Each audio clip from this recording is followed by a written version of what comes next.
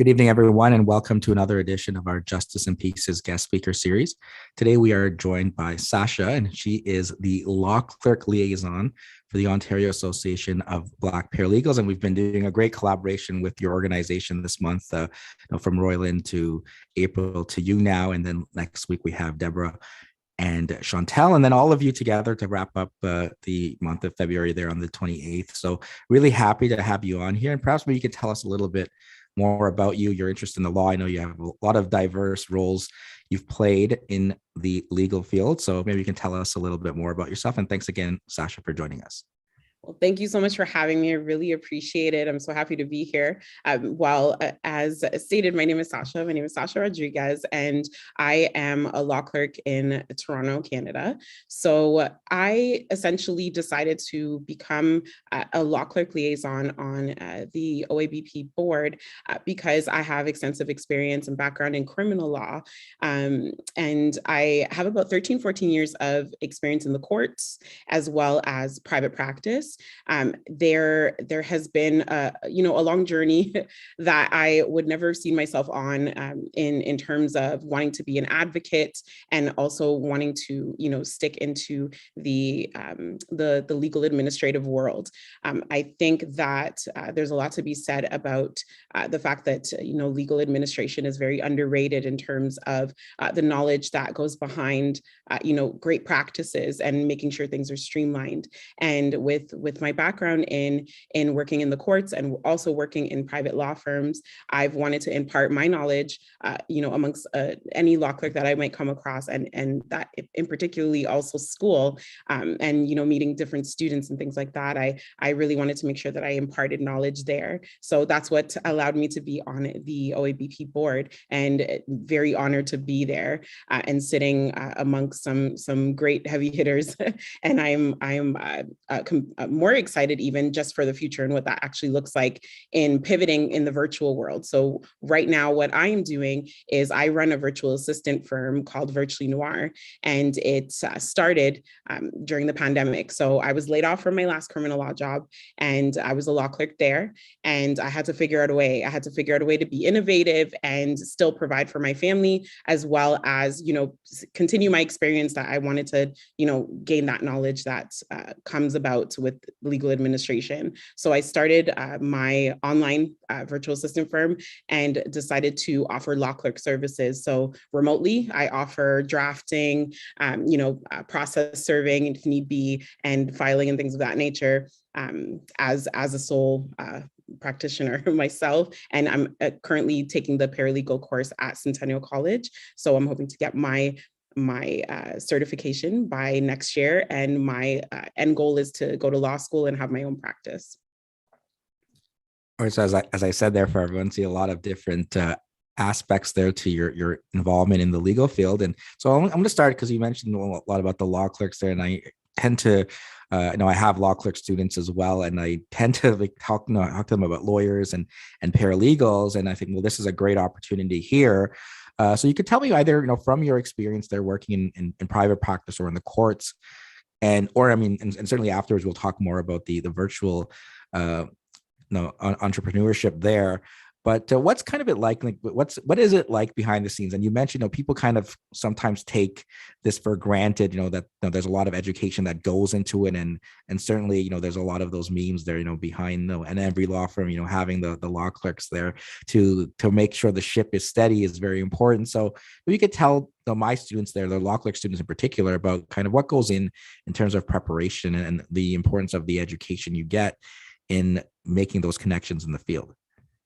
Well, most certainly when you're in school, you're going to want to make sure that you try to understand each aspect of the car. So essentially, the way I look at it is the law clerks and the administrators in the legal field are the gas. We're the ones that have to make sure things are running smoothly, and it's all about us making sure that the aesthetics are beautiful here and also the knowledge is behind it. So we have to use the skills that we have as administrators, and within the legal field, to be able to impart any type of knowledge for anyone that comes after us, as well as what is happening behind the scenes. So if you're working in the court per se, or if you're working in a private law firm, what is important is that you're watching each of the folks that are moving with you on a daily basis. What the secretary does, what the associate does, what the senior partners do. It is an important aspect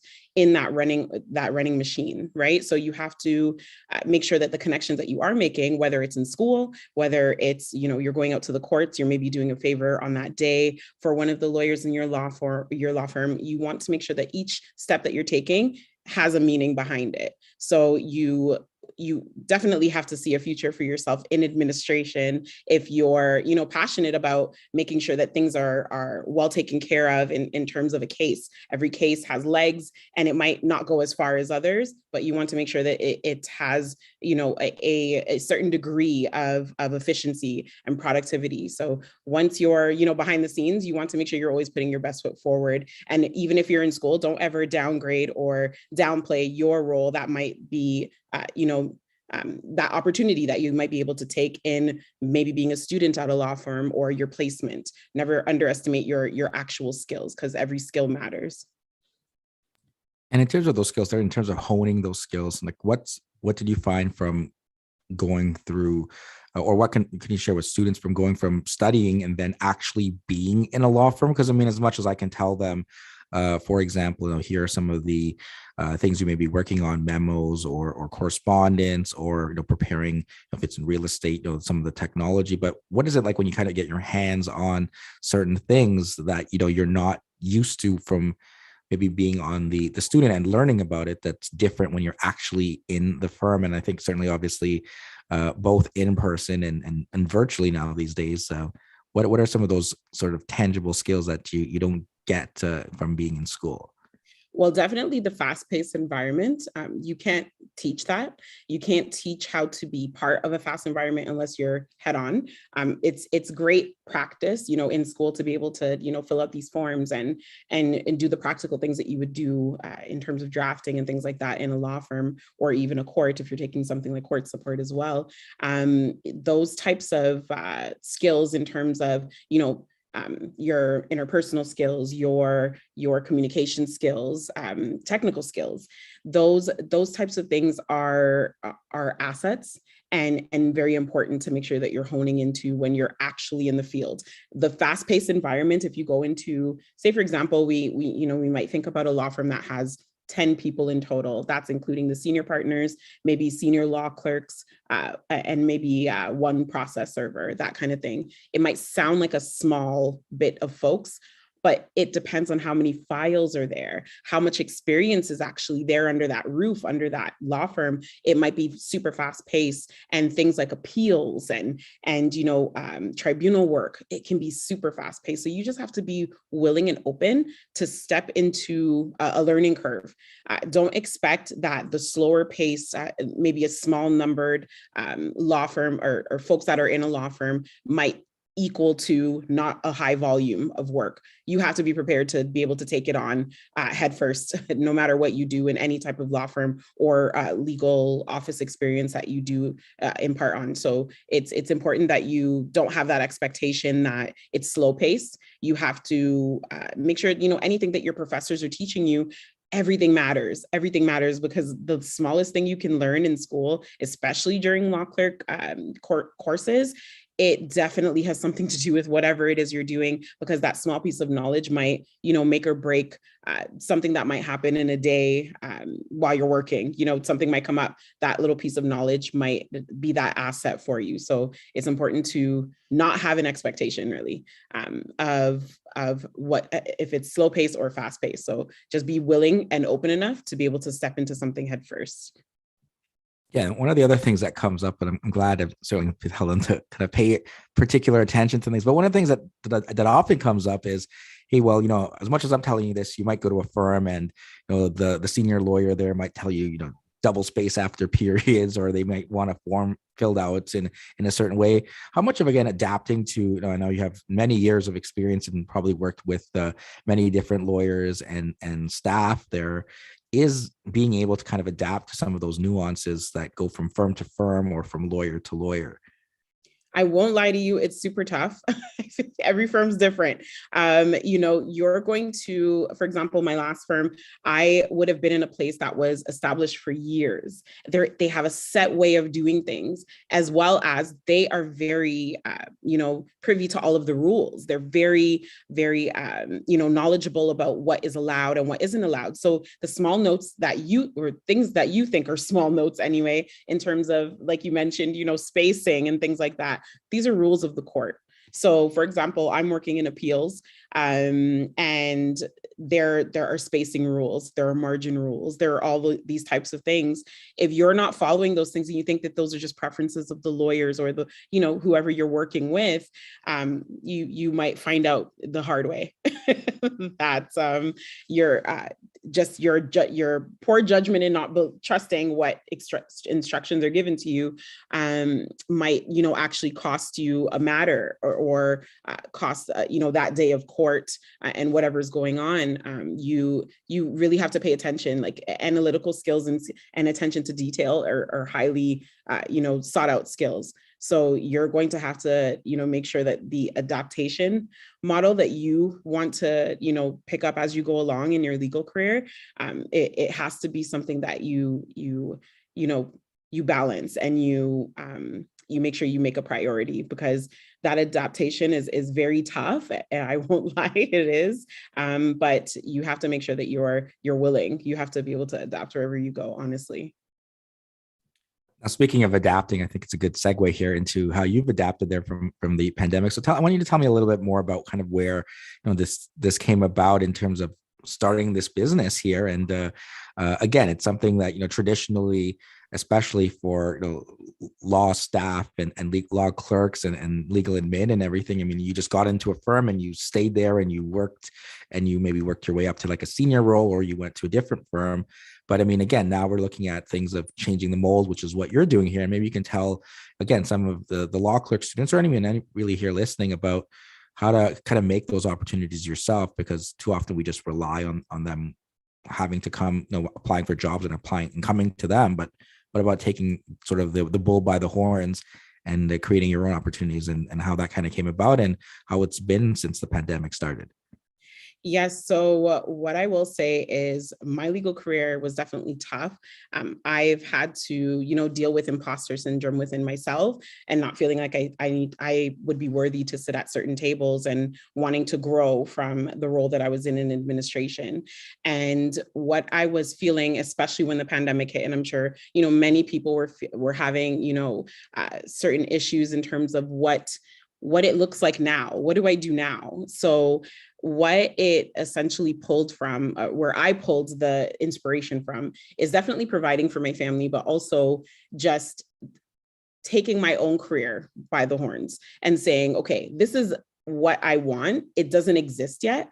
I'm going to create it. So I kind of just just picked up that confidence and said, okay, I took over about 2 months to write a business plan, to sit and think about what it is I actually wanted, what my ideal clients were, et cetera. So yes, I have the background in the legal field, but what's tough is to build a virtual legal career, because you have to build trust. You're dealing with confidential files, you're dealing with confidential information. So you do need to have some sort of client base that is willing to at least refer you.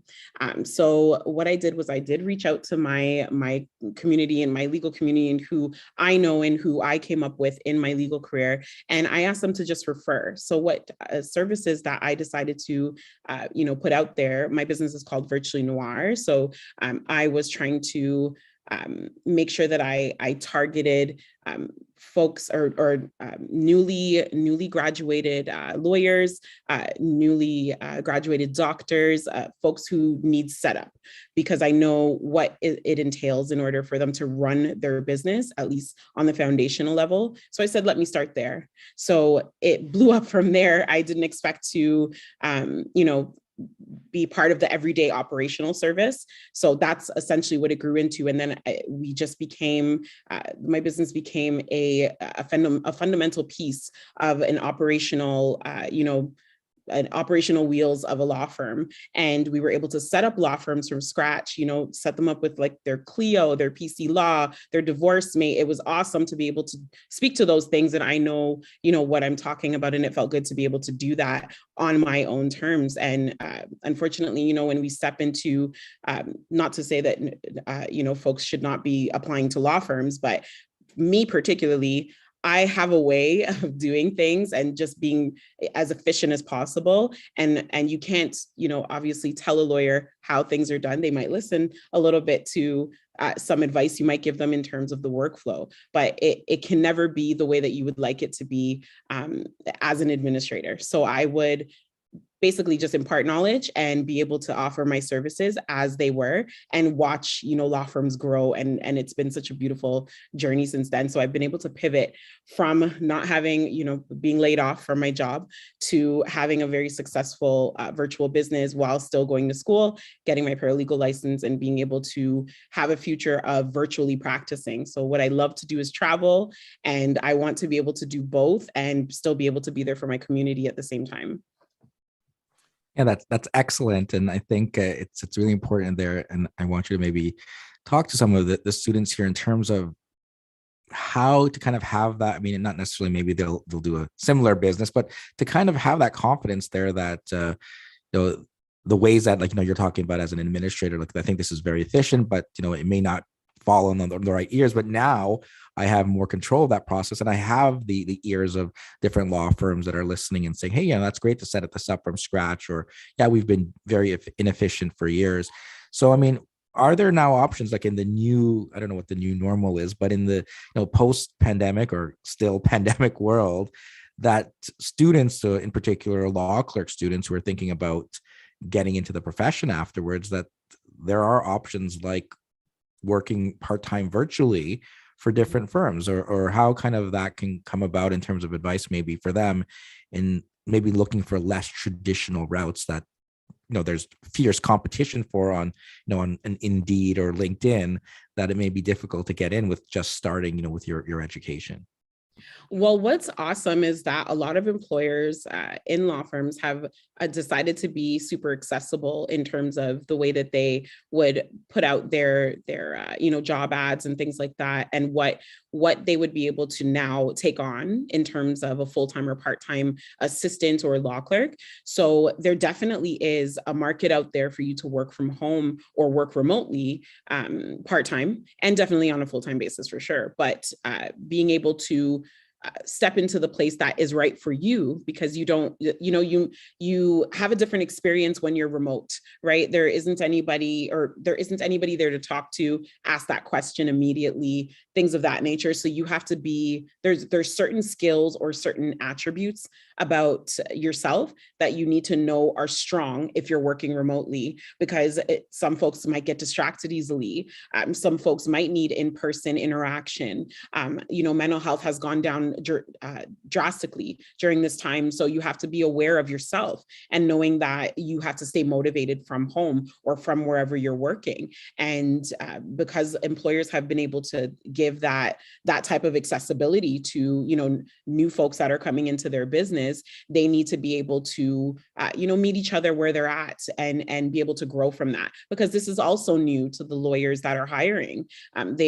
Lots of lawyers are not used to having somebody, away from them while they're doing the drafting work. It's a very, hands-on business. And, there's there's folks that are in the legal field that love paper. I love paper. I love seeing the books and, putting everything together and things like that. I feel good about that, but some people may not, be as strong in that area, or have the ambition to be around so much paper and filing and things of that nature. So you have to know yourself.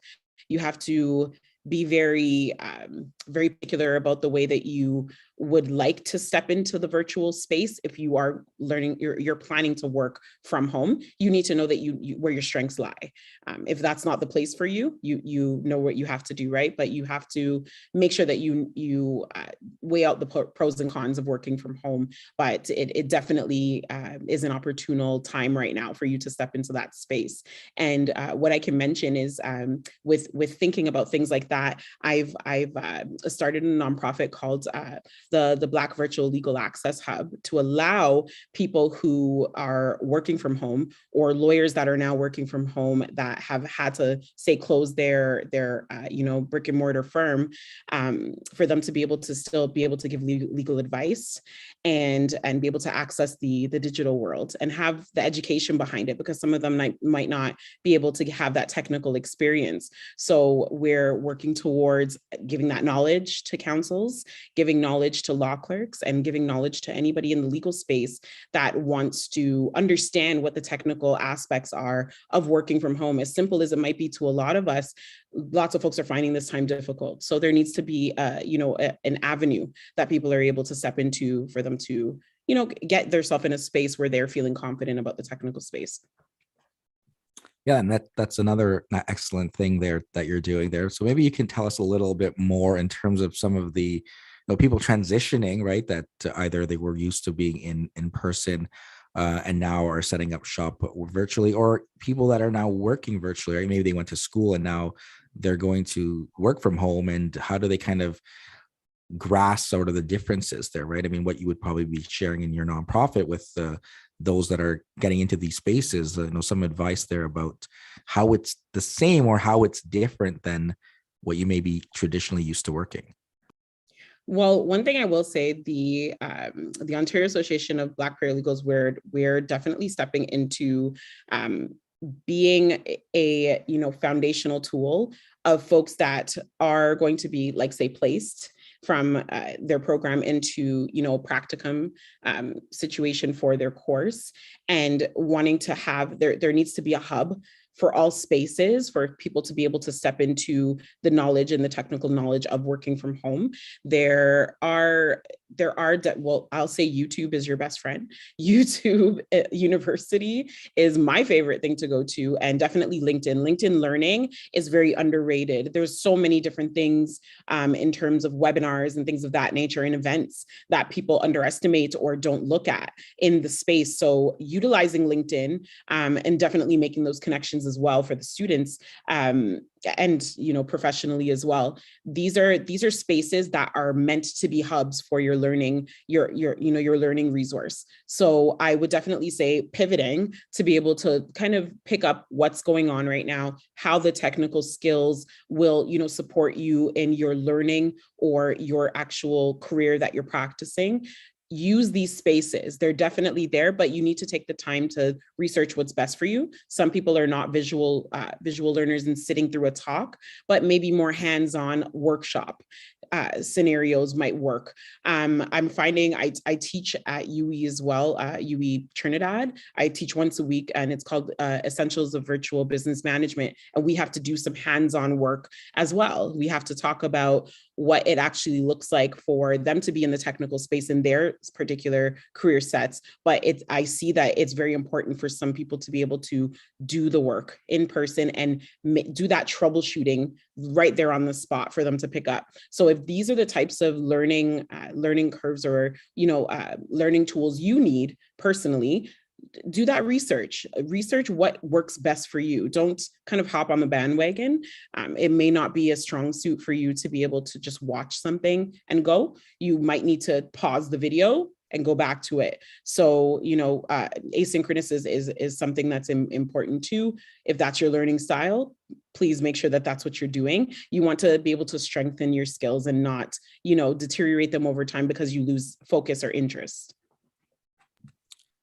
Now, you brought up the Ontario Association of Black Paralegals there, and talked a little bit at the beginning there about how you got kind of connected there. So maybe you can tell us some more about how that came about, and what your role is, and how you're going to connect law clerks into the great work that's being done now over the last year with the OABP, and what's sort of to come in the years to come. Well, I will definitely say OABP has had a very nice whirlwind year.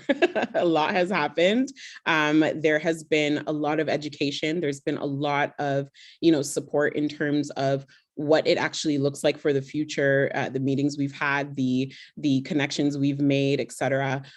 These types of things have been such a positive outlook for the future. And what we are working on currently is, launching our membership. And what my role is as the law clerk liaison, any law clerk that does decide to become a member with the OABP would definitely have the mentorship and the guidance to be able to have that outlook and that roadmap as to what their career set might look like and what their interests might be, how they target it a lot better, and what types of tools might be available to them as resources as a law clerk. And if you wanted to, get certified as well and become an official law clerk in Ontario and be recognized on the law clerk registry, then these are steps that we would be willing to actually, walk you through and talk you through what the best methods are to get to these different milestones for your career. So if you becoming a law clerk is where you want to,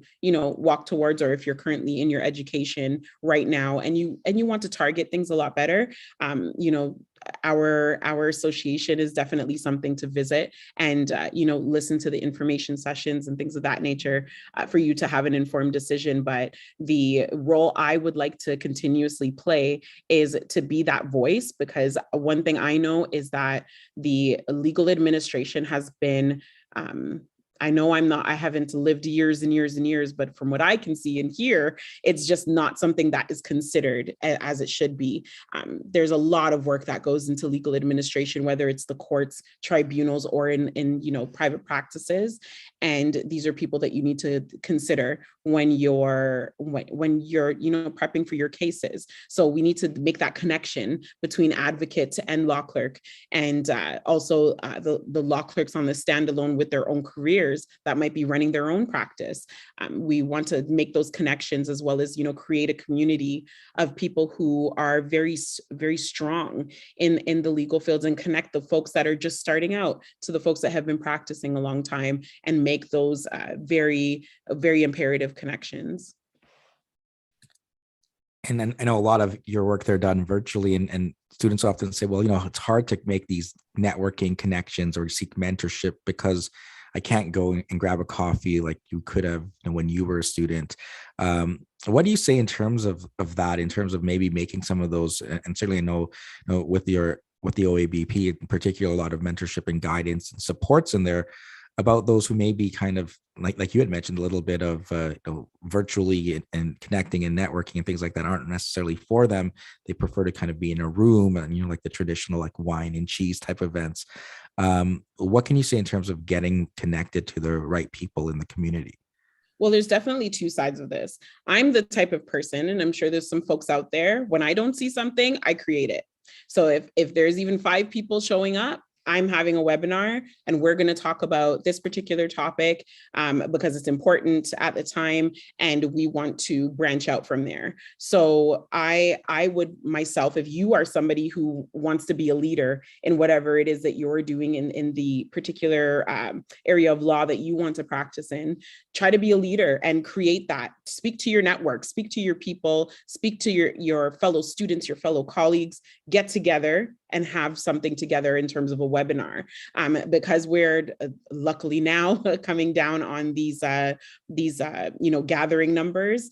It's gotten a lot better now. So we have to be innovative, think of ways to get together at a very, safe pace. And we're able to, keep everyone safe and connect on the same level as to whatever it is the discussion or the topic of discussion is. Now, in terms of the folks that, aren't very tech savvy to be picking up and, running a webinar or what have you. On the flip side here, the OABP would be supporting and making those connections in terms of making sure that the senior folks that are out there, or the people who want to be a mentor in their particular area of law, connect with the students or connect with the people who are just trying to, start their practice, let's say, or get, certification information and things of that nature, having like a library of information. These are things that we would like to connect with or connect people with. And there would be different avenues. I mean, if coming together, having a virtual coffee is what it is. Those are the types of things that we would take suggestions for. So we most certainly welcome any type of suggestions in terms of what might work for the masses, in terms of what a virtual coffee looks like and what type of topics we would cover. So these are things that you need to speak up about. If there's something you don't see that you would like to see, definitely reach out to the organizations that speak to that. And as well as if you see organizations that don't offer a certain something and you do speak up, make sure that it's formal so you're able to speak to it. Say you might be the leader, the voice of that particular topic, and open up the conversation. So just be innovative is really what I have to say. Just try your best to step out of your shell, because definitely if you're a law clerk, upcoming paralegal, or you're a current paralegal, you're somebody who is outspoken, at least pen and paper. If you're, some of us are very, closed and we don't speak much to folks, but we're brilliant on paper. It's important right now, especially during this time, to step out of your shell, be different, be who you true to whatever it is in terms of the area of law you practice and the role you play. Step out of your box and try different things and try different ways to connect with each other, because right now we don't have a lot of choices. So you're going to have to figure out the best way that makes you comfortable in stepping into a space that you're not used to. Now, on top of all of these things you're doing, I mean, you mentioned as well, you're currently a paralegal student, and certainly I have a lot of paralegal students here, and they'll be listening later on. And then so they're grappling with getting virtual learning, or I think in some places there's sometimes a little bit of in-person learning, or it's switching here and there. Balancing everything that you're doing and being a student, I mean, what can you share for the students who are maybe balancing other things? And we haven't even talked about everything else that you're doing, but balancing all of those things and finding the time to go through school. What's worked for you? What challenges you have, and anything you can share with other students that are in programs or similar programs and trying to do similar things? Well, this is definitely all new for me. I'm a mom first, so I have to make sure that I am, putting out there what I would like to emulate. So it definitely was a challenge at first to formulate a, workflow for the day, figure out how I would implement school into this, because school just started in September for me last year. So it's still fairly new, that balance. But honestly, if you want it, you'll figure out a way. You figure out a way. Burnout is real, but you don't want to put yourself in a position where you're not lending yourself fully to one area of whatever it is that you're doing. The balance that you have to create is one that you know yourself well. You have to know what you can tolerate, what you can say no to, what the priorities are. And especially when you have a family, and I know some of us have full families, have that conversation. When you're working towards goals, what's important is the people around you are supporting you. Half of the stresses that you might have in balancing is because the people around you might not understand what you're doing and why you're working so hard. Have that conversation, and your mental health will thank you for it. To have that conversation about, this is what I'm working on. Please do not take it personal. This is, my goal. This is what I'm working towards. I would appreciate that, I have that break. I have this time to also, tend to my studies as well as work, things of that nature. Have that conversation, and it's okay. Even if you just have one spouse one child, have that conversation. It's important that everyone around you knows where your head is at with things, because again, half of the stresses are, the people around you either don't understand, or you're feeling like you're not in the spaces where you should be in your personal life. So try to manage that first, and the rest will follow. Your goals are your goals. When you have tunnel vision and you see that you're able to, get to your goals in a certain way, make sure that it's something that's comfortable for you and something that doesn't burn out rather quickly. Your light needs to keep, shining. So you don't want to do things that would diminish your energy, diminish your ambition towards your goal. So you just have to, it's not going to happen overnight. You're going to have to take the time to know what you prioritize and what makes sense. And don't be the yes man. Don't say yes to everything.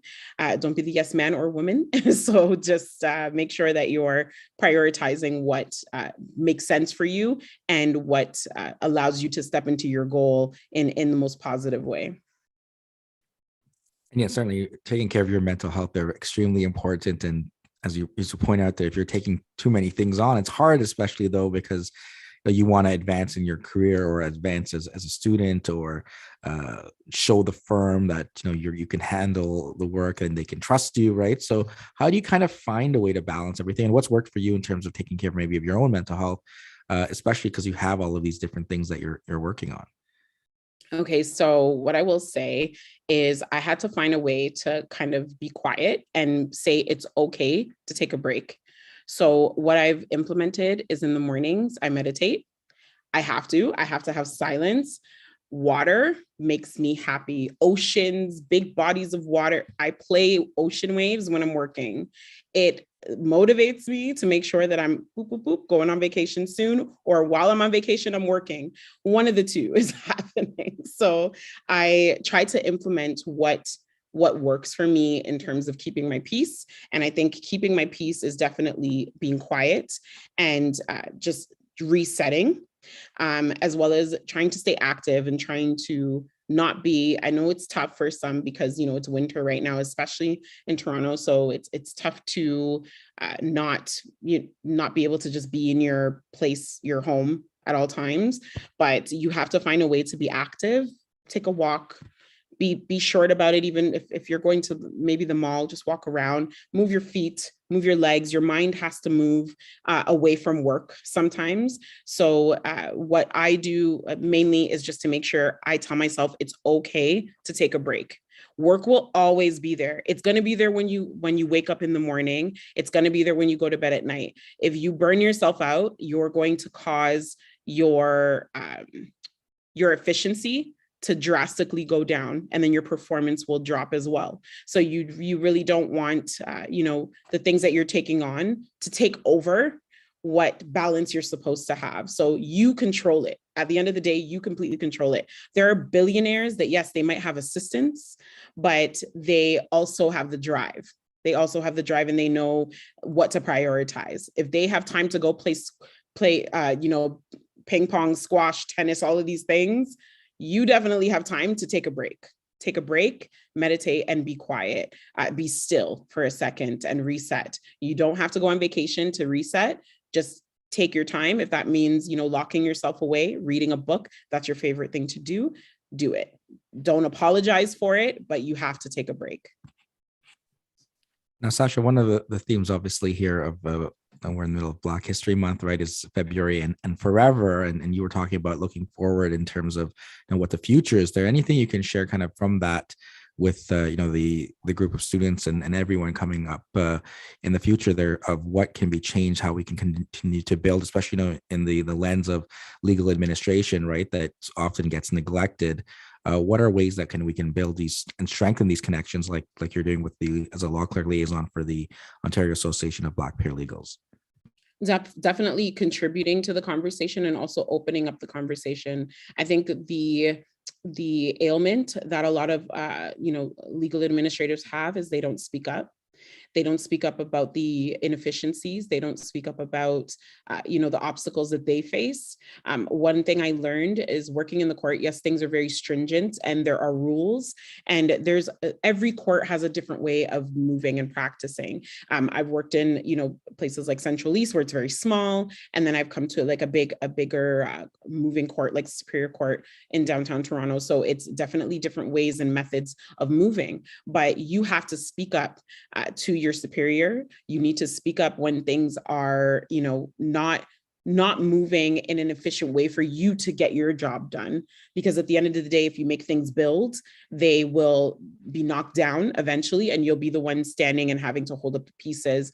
And it's going to, ail you from doing your job correctly. So what we need to do as administrators is band together, and that includes paralegals as well, to band together to be able to speak up about the issues, whether it's, race-based data, we have to speak about things that we need to build up in terms of recognizing what ailments are probably racialized and things of that nature. We need to pick up with these conversations and not be afraid to speak up. No idea is crazy. No idea is not looked at. We all need to have a conversation. We need to open up the conversation when we're concerned about something or something's important to us. So I definitely feel that is a universal step that we can all take. Now, Sasha, thank you so much for taking the time here and joining us and sharing about your experiences. And I know you're coming back again in like 10 days or so with the rest of the board of directors of the Ontario Association of Black Paralegals. So really appreciate this. I think it's an excellent work that your organization has been doing. And it's really impressive to hear of all the things you're doing on top of that, and as well being a student in a paralegal program that certainly takes quite a lot of time on its own to do. So congratulations for all of the success that you are accomplishing right now and continuing to do so going forward. So I think if you can leave us with any final words of wisdom for any of the students, so whether law clerk or paralegal or practitioners or anyone listening here, thanks again for joining us. Well, thank you so much for having me, first of all. And I would like to leave you all with, don't be afraid to speak up. Don't be afraid to be innovative. I definitely am not part of the mold of what I came up in my career. So I am very elated to step into my space now and not feeling the imposter syndrome. So I will definitely leave you with that you belong at whatever table you feel you need to be at. You need to make sure that you speak up and you sit at that seat that you belong to.